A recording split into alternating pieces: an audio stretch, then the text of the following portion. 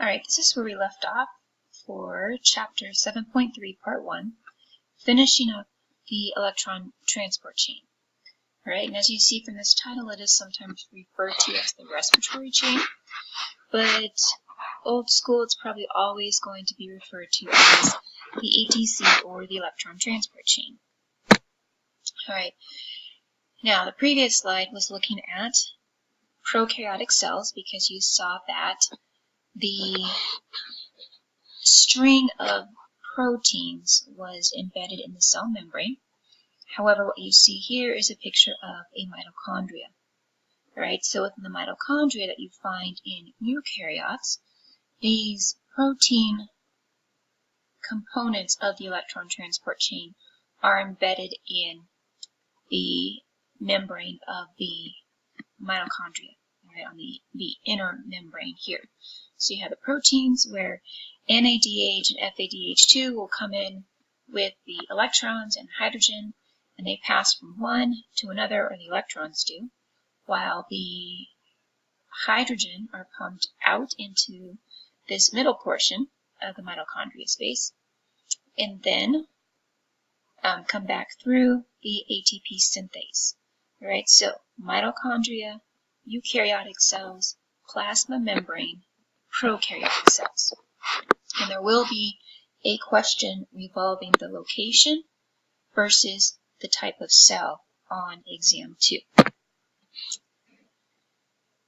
Okay, so then this really talks about the final process of the ATP molecule being created. All right, and this occurs through oxidative phosphorylation, the coupling of ATP synthase to electron transport. So this is where it's important to understand the difference between NADH and FADH2.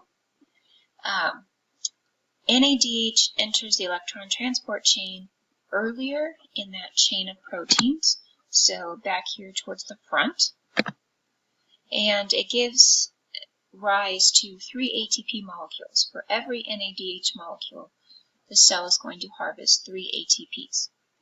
Electrons from the FADH2 molecules enter the transport chain at a later point.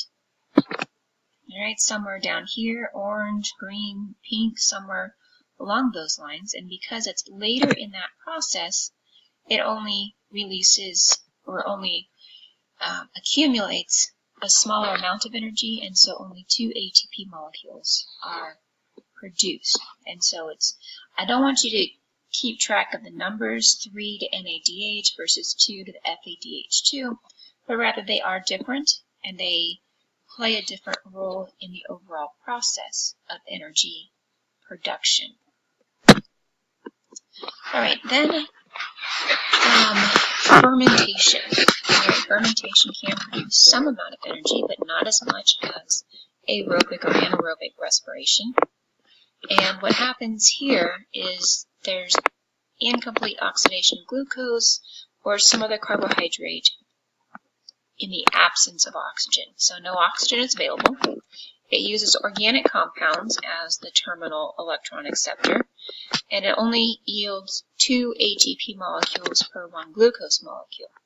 And remember, the aerobic respiration gives off 36 to 38 molecules of ATP. And fermentation can be used by organisms that don't have an electron transport chain because maybe they don't make the particular proteins that are needed to be embedded in the plasma membrane, that cell membrane.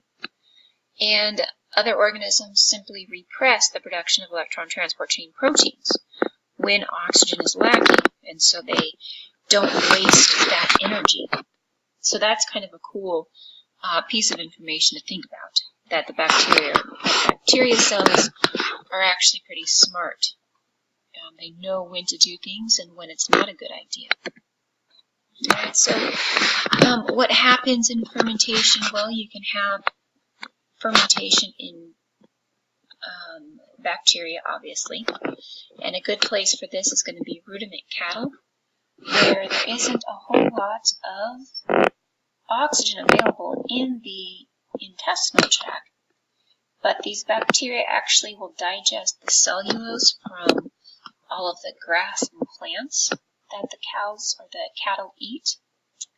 And after that cellulose is hydrolyzed to glucose, they're going to use the process, their cells, the bacteria will use the process of fermentation to break down glucose into organic molecules, whether that be organic acids or some other molecule, and then the digestive tract cells are able to draw in those organic acids and organic molecules and use those for the bovine's principal energy, their main energy. Now, human muscle cells, right? We've probably all experienced fermentation in our muscle cells. Fermentation is going to occur when we don't have a lot of oxygen available to our cells. And so if, say, you went and ran a marathon or a half marathon and you weren't properly trained for this, then your cells and your muscles are not going to get adequate blood supply. Right? That training process is going to train your muscles, train your vasculature, train your lungs to have high amounts of oxygen throughout the blood, throughout all of your muscle cells. And so then you're always going to have oxygen available to your cells to continuously make high amounts of ATP to keep your muscles moving and strong during that marathon. Right? But what happens if you don't train? Right? Those cells aren't going to be trained. They're not going to be getting the oxygen they need. And eventually they're still going to need ATP, but they're going to run out of oxygen, and so they're going to start that fermentation process. And then after, or the next day, that afternoon, your muscles are tight and they hurt, and it hurts to move. And why is that? Because your cells have gone through fermentation and created high amounts of lactic acid, right? One of those organic acids that can be produced. That lactic acid is an irritant to your muscle cells, and that is why you have pain and discomfort when you move. So, it's always good to be physically fit to avoid your cells undergoing fermentation. Why? Because it doesn't produce as much energy, it's not efficient, and you're not going to produce that lactic acid. So here's an example here of the pyruvate molecule, and different pathways that it can go down, right, to produce ethyl alcohol on this side. And so maybe that can be particular yeast or bacteria that are going to be used to make alcoholic beverages, all right, or lactic acid on this side, which again would be an example within your own muscle cells. All right, so real quick here, what is the maximum net yield of ATP per molecule of glucose for each of the following types of respiration? So you have aerobic respiration, anaerobic respiration, and fermentation. And I don't have anything here. So aerobic respiration is going to give you 36 to 38 molecules of ATP. Anaerobic respiration is going to give you 2 to 36 molecules of ATP per molecule of glucose. And then fermentation is only going to give you 2, because you only get those 2 molecules of ATP that are produced in glycolysis, and then all of the other processes within fermentation lead to different alcohols or acid molecules being produced. So which form of respiration is most efficient at producing ATP?